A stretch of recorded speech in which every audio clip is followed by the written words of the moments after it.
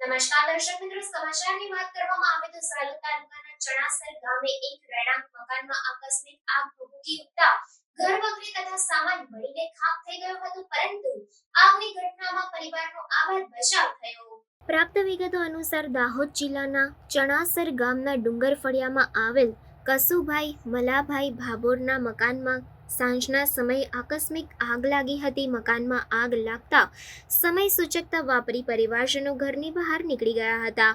આગ લાગવાની ઘટનાથી આસપાસના લોકો દોડી આવ્યા હતા અને મકાનમાં બાંધેલા પશુઓને મકાનમાં લાગેલી આગની ઝપેટમાં આવે તે પહેલા તાત્કાલિક બહાર કાઢી લેવામાં આવ્યા હતા, જેથી આગની ઘટનામાં કોઈ જાનહાનિ થવા પામી ન હતી.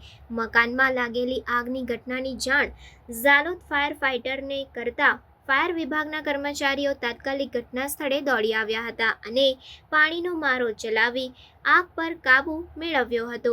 ઘટનામાં ઘરમાં મૂકેલ જીવન જરૂરિયાતની વસ્તુઓ તેમજ સરસામાન બળીને ખાખ થઈ ગયો હતો. પરિવારને લાખો રૂપિયાનું નુકસાન વેઠવાનો વારો આવ્યો છે.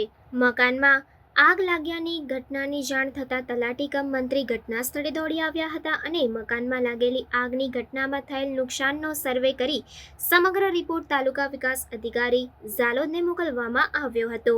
સરકારી તંત્ર દ્વારા સરકારના નિયમ મુજબ અસરગ્રસ્ત પરિવારને સહાય ચૂકવવાની તજવીજ હાથ ધરવામાં આવી હતી.